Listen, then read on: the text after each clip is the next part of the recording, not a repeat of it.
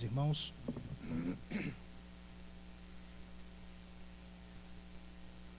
É do conhecimento dos irmãos que a carta do apóstolo Paulo aos Romanos é uma carta onde o apóstolo Paulo manifesta toda a perspectiva da graça de Deus diante da natureza pecaminosa do ser humano.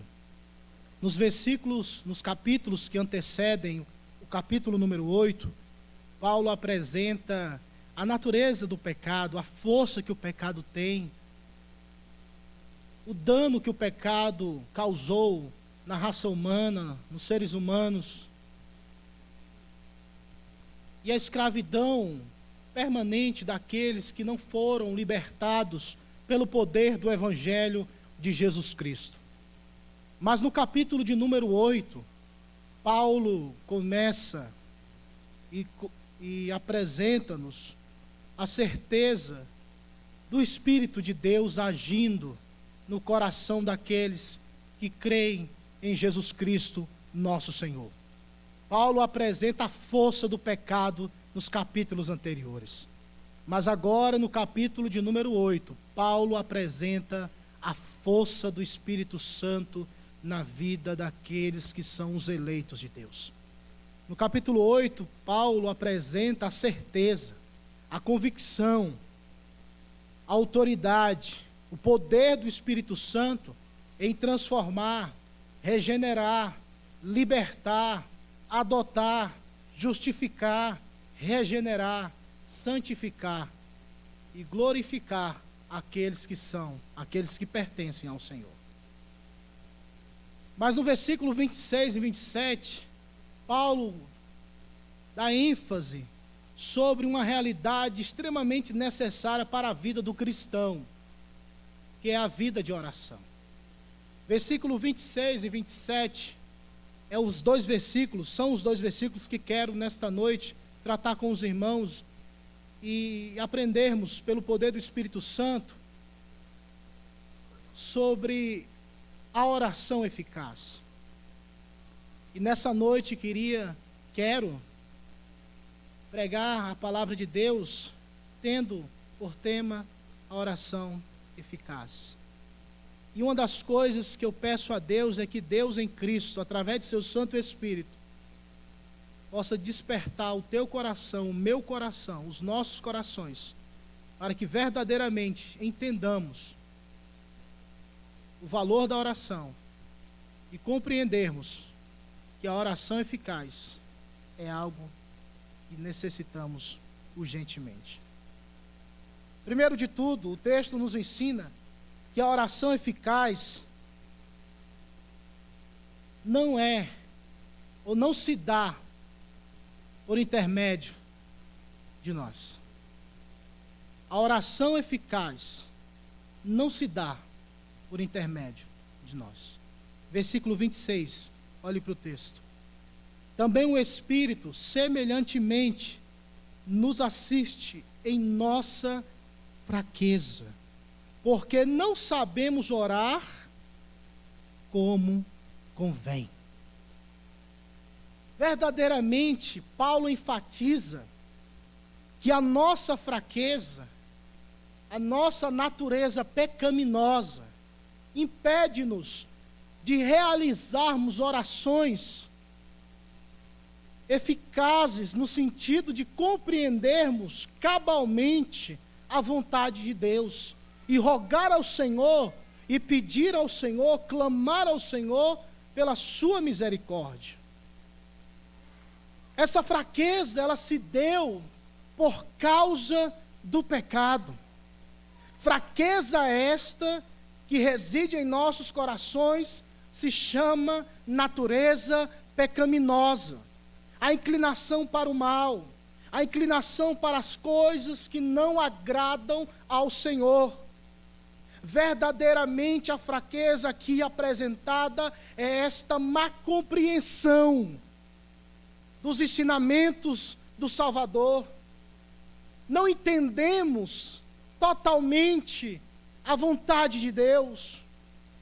Não compreendemos totalmente os desígnios do Senhor.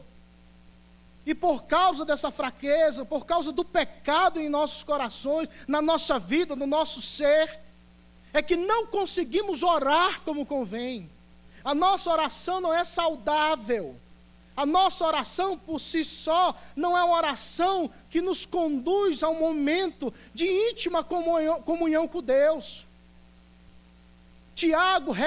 O apóstolo Tiago repreende os irmãos de uma determinada região, porque dizia Tiago que os irmãos oravam e não recebiam, porque oravam para gastar nos seus próprios deleites, porque eles pediam algo carnal, e Deus não responde a essas orações. Deus não responde a pecadores, porque pecadores estão numa posição totalmente antagônica aos pensamentos e os caminhos de Deus. Por isso que é necessário que o coração do cristão, do crente, do salvo, seja um coração dominado pelo poder do Espírito de Deus. Por isso que é necessário ouvirmos a palavra de Deus, compreendermos a palavra de Deus, e esta compreensão só se dará por meio da iluminação do Santo Espírito de Deus. Por isso que Paulo apresenta-nos que a oração eficaz não se dá por intermédio de nós. E me causa espanto, e às vezes eu fico, desde o dia que eu ouvi essa frase pela primeira vez, eu já não coadunou com o meu pensamento, quando alguém chegou para mim e disse: olha, eu quero ir na casa de fulano de tal, porque lá o fulano tem uma oração poderosa.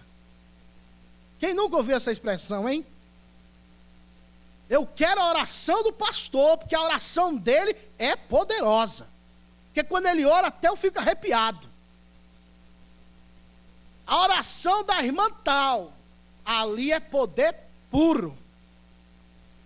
E querendo ou não, sorrateiramente nós tiramos a glória e o poder que é dado a Deus e atribuímos a pessoas, seres humanos mortais, que são vendidos e estão sobre o pecado. E tiramos o foco daquele que responde à oração. Tiramos o foco daquele que pode fazer todas as coisas. Tiramos o foco daquele que abre portas e fecha portas. Tiramos o foco daquele que pode dizer: haja vida onde reinou a morte. E colocamos em uma pessoa, depositamos em uma pessoa, e essa pessoa, na verdade, nenhuma pessoa tem essa capacidade inerente. Se o Espírito Santo de Deus não rogar, se o Espírito de Deus não interceder, se o Espírito de Deus não dominar o coração ambiente, não haverá respostas. Não haverá resposta da parte de Deus. Porque o texto fala, e ele é claro: não sabemos orar como convém. Mas não entre em desespero, viu? Não fique desesperado.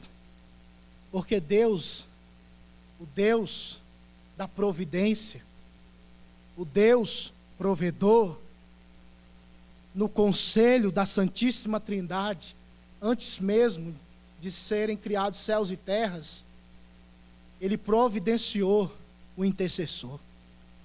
Ele providenciou aquele que poderia verdadeiramente interceder pelos santos. Mas eu só quero que você saiba uma coisa: a sua oração não é poderosa. Nem eu, nem ninguém temos uma oração poderosa. Eu já disse e repito: a oração, crente não tem oração poderosa. Crente tem um Deus poderoso. Isso faz toda a diferença. Olhe para o texto. Também o Espírito Santo semelhantemente nos assiste em nossa fraqueza, porque não sabemos orar como convém, mas o mesmo Espírito intercede por nós sobremaneira, com gemidos inexprimíveis. A oração não se dá por intermédio de nós. Então, a oração eficaz se dá por intermédio do Espírito. O Espírito Santo é o fiel intercessor. John Stott, ele comunica, um pastor, ele comunicou certa vez, que nos céus, no reino celestial, nós temos um fiel intercessor.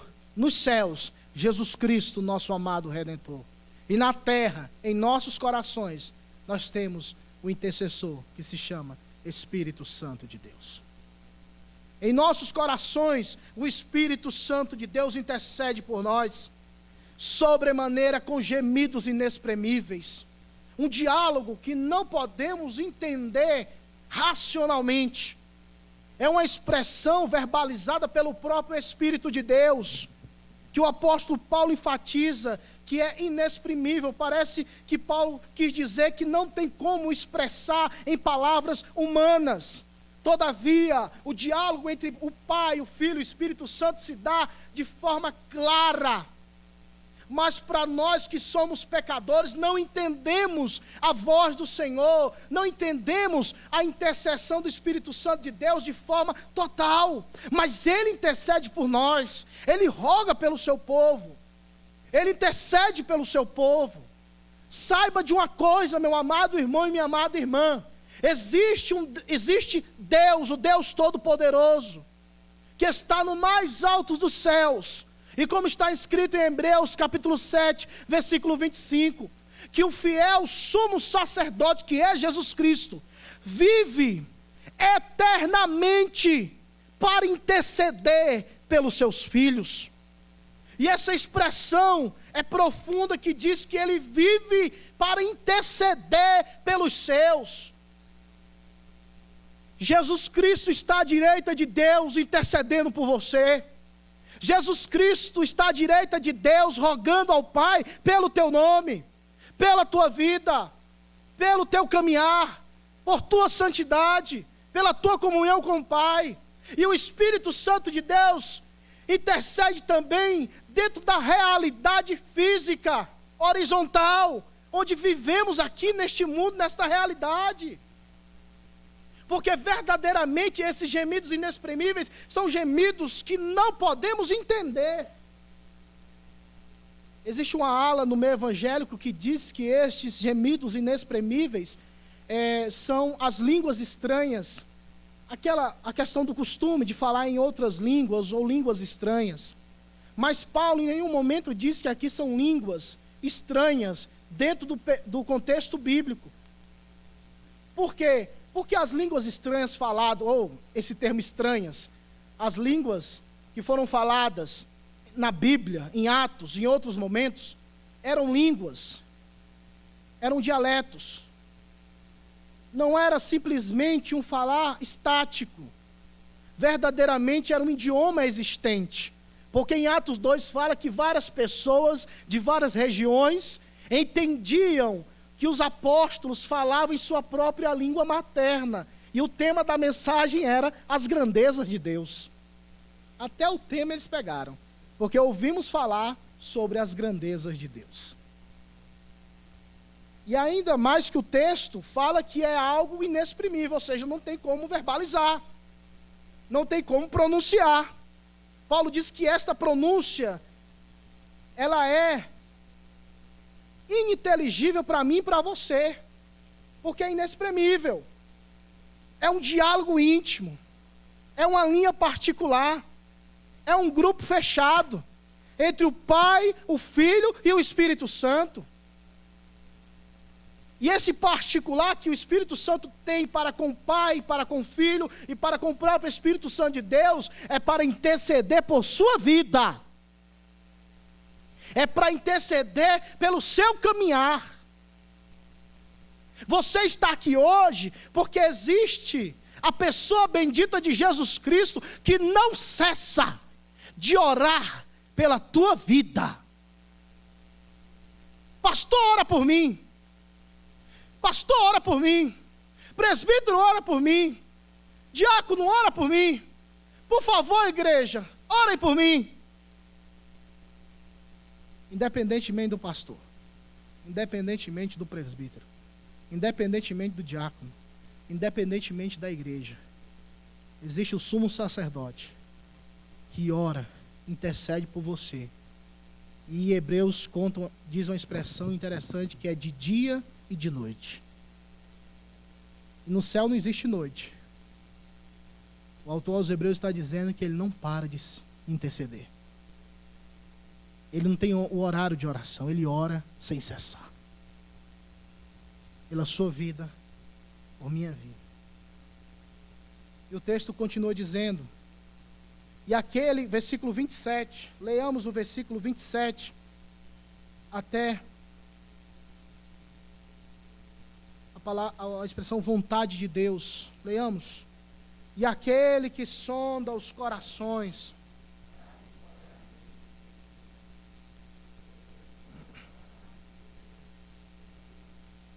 É a vontade de Deus. Meus irmãos, eu vou dizer uma coisa aqui. Toda vez que eu costumo dizer, e eu ouvi isso de um pregador, não me lembro o nome dele, mas é interessante. E ele diz algo interessante, porque é interessante. Ele disse, toda vez que eu prego, ele dizia, toda vez que eu prego, eu faço amigos e faço inimigos. E talvez você não me compreenda corretamente, mas eu vou lhe dizer algo que vai abençoar muito a sua vida. Sabe quais são as orações que são respondidas por Deus, nosso Pai? São aquelas que estão em perfeita harmonia com a vontade de Deus. Porque uma coisa é certa: nesta terra se cumprirá a vontade de Deus. Está escrito no livro do profeta Isaías, capítulo 42, verso 10, a parte C. O meu conselho permanecerá de pé. Farei toda a minha vontade. Está escrito em Provérbios, capítulo 19, versículo 21. Muitos são os propósitos do coração do homem, mas o conselho do Senhor permanecerá. Por que a oração eficaz, que não é por intermédio de nós, mas é por intermédio do Espírito Santo, a oração eficaz se cumprirá, ou será respondida por Deus o Pai, porque o Espírito Santo, que é o nosso intercessor, ele ora conforme a vontade de Deus. O Espírito Santo ora, intercede pela vontade de Deus. Quando o Senhor Jesus Cristo disse, eu vou para o Pai, mas virá outro Consolador, o qual estará convosco. E ele disse, o Senhor Jesus, ele tomará do que é meu e vos há de anunciar. A missão do Espírito Santo é cumprir a missão de Jesus Cristo e a vontade de Deus. Porque esta vontade é totalmente diferente da sua e da minha. Porque a vontade de Deus está escrita em Romanos 12. É boa, perfeita e agradável. A vontade de Deus é boa, perfeita e agradável. Então, se ela é boa, perfeita e agradável, diante destas afirmações, é necessário nos submetermos a ela, porque somente esta vontade se cumprirá. E nós pensamos que a oração é uma estratégia, tipo a lâmpada, aquela lâmpada do Aladim, que surge um gênio e ele satisfaz os seus desejos. Você tem 3 pedidos, faça o que você quiser. E na oração não é assim. A oração, meus amados irmãos, é onde nós nos submetemos à vontade dEle, onde buscamos a vontade dEle, onde comungamos com Ele. A sua oração será respondida pelo próprio Deus, se a sua oração estiver de acordo com a vontade de Deus. Entenda isso, meu irmão. Eu não quero aqui lançar propostas, incentivar você a orar 1000 anos por aquilo que Deus não prometeu e aquilo que Deus não fará. Porque Deus vela para com a sua palavra. Deus vela para cumprir a sua palavra. Passará céus e terra, disse o Senhor Jesus, mas a minha palavra não passará. Meus irmãos, isso é um grande dilema, por 2 motivos. Primeiro, porque nós como crentes, nós queremos que Deus satisfaça nossa vontade, o nosso querer. E não temos a capacidade de dizer, como o apóstolo Paulo disse, não vivo eu, mas Cristo vive em mim. E eu viver que vivo na carne, vivo pela fé no Filho de Deus. Nós precisamos entender e compreender o caminho da cruz. Disse o Senhor Jesus, aquele que quiser vir após mim, negue-se a si mesmo, tome a sua cruz a cada dia e siga-me. Porque aquele que quiser salvar a sua vida, perdê-la-á. Mas aquele que perder a sua vida por amor de mim, por amor do meu nome, achá-la-á. A Bíblia, quando fala de cruz, fala de morte. E Jesus fala, tome a sua cruz, ou seja, morra.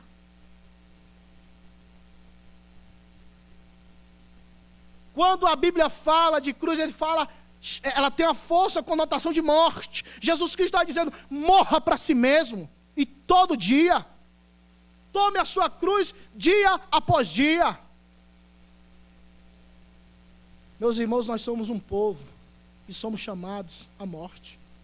Disse o apóstolo Paulo, fomos reputados como ovelha para o matadouro. E o problema é que crente não quer morrer, crente quer viver, né? Mas a Bíblia Sagrada, ela é tremenda, porque ela diz, você quer viver? Então morra. Quer ser o primeiro, seja o último. Quer ser exaltado? O caminho da humilhação está aí. Quer ter paciência? Prepara as costas que tribulação vai vir. A mente carnal não consegue entender isso, irmãos, porque essa é a vontade de Deus. E nós, como crentes, precisamos identificar isso, meus irmãos. Se queremos ter uma vida saudável espiritualmente e vivermos para a glória de Deus e andarmos em oração. O mundo aí fora pregue, a não ser que você é a pessoa que tem que ser atendida o mais rápido possível. Existem várias propagandas que minam a nossa fé e passa desapercebido aos nossos corações e nos entregamos dentro do ambiente religioso e achamos que da mesma forma que é no mundo, é dentro da igreja com o Senhor. Nós precisamos entender, irmãos, o que é deleitar-se em Deus. O versículo que todo crente gosta, deleita-te no Senhor e Ele satisfará o desejo do teu coração. É algo gostoso, maravilhoso, Deus vai satisfazer o desejo do meu coração, mas o mandamento não é primeiramente este. Esta é a resposta daquele ou daquela que cumpre a primeira parte do verso, que é, deleita-te no Senhor, entrega-te ao Senhor, tenha prazer no Senhor. Meu irmão, eu te digo, categoricamente, que todo aquele e toda aquela que se deleita em Deus, que se entrega nas mãos do Senhor, não quer viver para si mesmo. Porque encontrou o Salvador o encontrou e verdadeiramente quer viver para Deus. Qual é o maior benefício da sua vida, meu irmão? Qual é o maior prazer da sua alma? Eu vi uma propaganda, assisti uma propaganda da escola.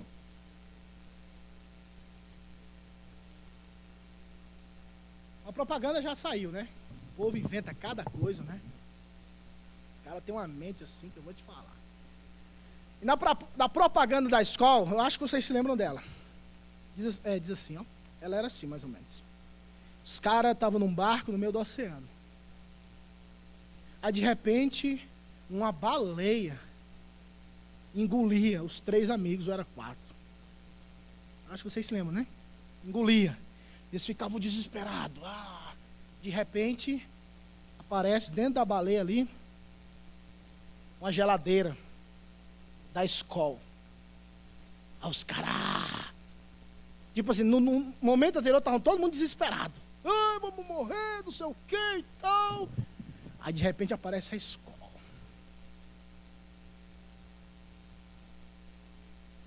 Aí o ambiente que era o inferno, a morte, se tornou um ambiente maravilhoso, que depois, no final da propaganda, aparece a baleia nadando ali no mar e a luzona. Os caras ficaram dentro da baleia por causa da escola, porque lá tinha escola. E a mensagem é, onde você estiver, tendo escola, a vida é redonda. Aí tem uns irmãos que falam, é melhor subir quadrado do que descer redondo, né? E eu estava na sala de casa e eu falei, até a Ela, minha esposa, falou assim, meu filho, o que você está falando? Porque eu falei 3 vezes, não é assim. Não é para ser assim. Não é assim. Quase chorando. Porque milhões de brasileiros estavam assistindo aquela propaganda. E a propaganda quer inculcar, enraizar, que aquilo é fundamental, ali é prazer, é alegria, é tudo que nós queremos. Pode estar lá no quinto dos infernos, lá no ventre do peixe, mas tendo escola, tá bom demais. E o que me causa pavor, medo, é que nós não temos esta mesma percepção para com as coisas de Deus, para com as coisas do Senhor, porque não queremos nos submeter à vontade de Deus, e cantamos que não olhamos as circunstâncias, mas verdadeiramente olhamos as circunstâncias. Aí nós oramos de forma imperativa, eu não aceito isso na minha vida, e saímos da posição de servos do Senhor, e queremos ser reis. Que loucura, quem decreta é rei para os seus súditos, e nós somos súditos do rei, só quem decreta é Deus, porque Ele é o único rei.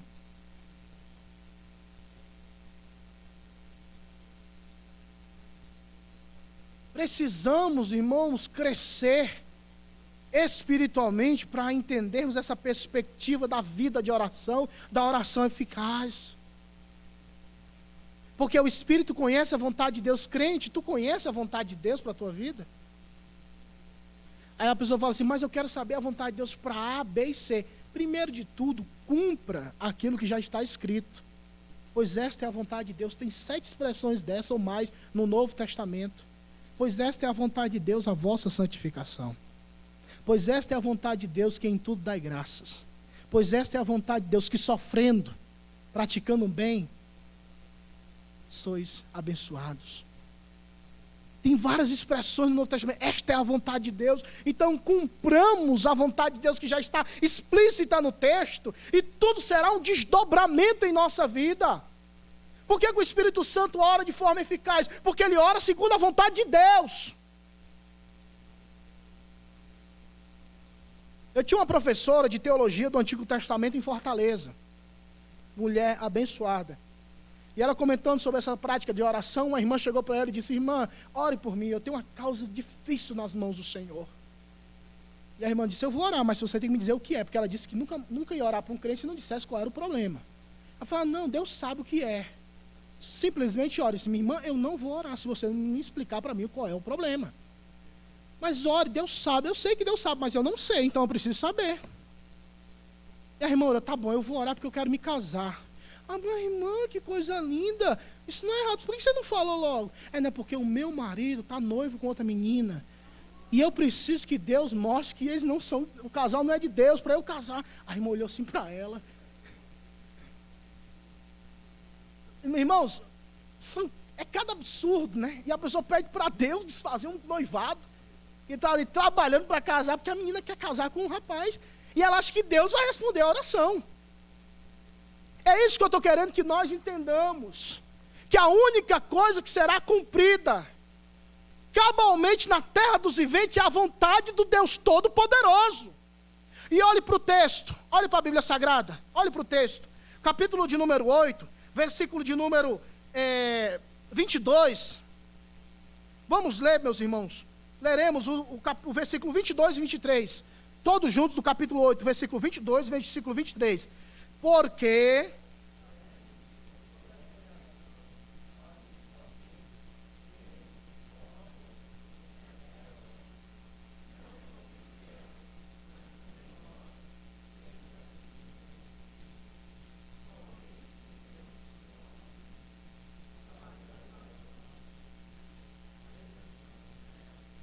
Três gemidos. Primeiro gemido da criação, versículo 22. Que a criação geme. Segundo gemido dos filhos de Deus, aguardando a manifestação da adoção dos filhos de Deus, a redenção do corpo. E o terceiro gemido, versículo de número 26. Gemidos, que esse gemido não é do crente, é do Espírito Santo. E percebam que os três gemidos sempre apontam para um caminho. Qual é? A redenção total. Da criação dos filhos de Deus. E quando fala de cumprir o propósito da vontade de Deus, é que o Espírito Santo de Deus conhece a vontade de Deus e quer que a vontade de Deus se cumpra. E qual é a vontade de Deus? Do versículo 28 ao versículo 30, que tive a oportunidade de pregar no momento anterior aqui na igreja, fala da predestinação, que Deus nos predestinou para sermos filhos do Senhor. E ele fala, aos que predestinou, a este justificou, aos que justificou, a este os chamou, os que chamou, os glorificou. E esse aspecto da glorificação se dará quando Cristo Jesus voltar. Então o gemido do Espírito é para que eu e você cheguemos em paz no céu. Enquanto você está preocupado com casa, com carro, o Espírito Santo, a preocupação maior do Espírito Santo é te conduzir para os céus na presença de Deus. Aí ele fala, dando a convicção do Espírito Santo, do versículo 31 ao 39, fala que ninguém nos separa do amor de Cristo, ninguém nos separa do amor de Deus, porque qual é a vontade de Deus? É que estejamos com o Senhor, que estejamos com Deus. Aí eu te pergunto, crente, tu tem orado segundo a vontade de Deus? Aí você fala, meu irmão, claro que não, porque eu busco A, B, C e esqueço da vontade de Deus. Mas que nessa noite eu rogo a Deus, através do Espírito de Deus, que você entenda que a vontade de Deus para a sua vida é a salvação da sua alma. É que você esteja com o Senhor. E o texto termina no versículo 27, ele diz que o Espírito de Deus, porque segundo o Espírito de Deus, a mente do Espírito, intercede segundo a vontade de Deus, é que ele intercede pelos santos. Meu filho, você é santo de Deus. Nós somos santos. Você foi separado. Você foi comprado. Você foi redimido. Você foi resgatado, não para viver uma vida vã, mas para andar nos passos da eternidade. Você foi resgatado para que naquele glorioso dia, o dia da eternidade, você esteja com o teu Salvador, com o teu Senhor. Não se deixe enganar pelas propagandas deste mundo. Não perca as oportunidades de estar em comunhão com Deus. Reative esta comunhão, entregue-se nas mãos do Salvador, para que Deus use a sua vida de forma poderosa e de forma relevante na atual geração, porque nós precisamos de crentes que oram, e que oram verdadeiramente no poder do Espírito Santo, que conhecem a vontade de Deus, que juntamente com o Espírito de Deus, oram e buscam ao Senhor, e ainda que não saibam orar como convém, mas ficam e permanecem nos pés de Jesus Cristo. Você quer que a sua oração seja respondida? Então ore segundo a vontade de Deus. Pai nosso que estás nos céus, santificado seja o teu nome. Venha a nós o vosso reino. E seja feita a tua vontade. Se você é dele e ele é de você, o seu maior prazer é ver a vontade do seu Pai sendo cumprida. E não se esqueça, a vontade de Deus é boa, perfeita e agradável. Esta é a oração eficaz, que é realizada não por nós, não por nosso intermédio, mas pelo Espírito de Deus, que conhece a vontade de Deus. Porque o Espírito de Deus é nosso fiel intercessor. E o texto termina que é pelos santos. Nunca esqueça, quem te resgatou, quem te redimiu foi Jesus Cristo. Ame a palavra de Deus, ame o Senhor. Entregue-se totalmente nas mãos do Salvador. E viva para Deus. Um dia você vai morar no céu. Ou não quer não morar no céu? Não quer encontrar Jesus não, meu filho? Se você quer, submeta-se à vontade de Deus. Lá no céu, na presença do Senhor, o que vai prevalecer é o trono de Deus e o Cordeiro e o Santo Espírito de Deus. Então, se você não o ama neste mundo, se você não se submete à vontade dele aqui, o que é que tu vai fazer no céu? O que é que eu vou fazer no céu? Aqui, verdadeiramente, para o crente salvo, é um processo de santificação, de preparação para vivermos para Deus. Chega de querermos viver para nós mesmos.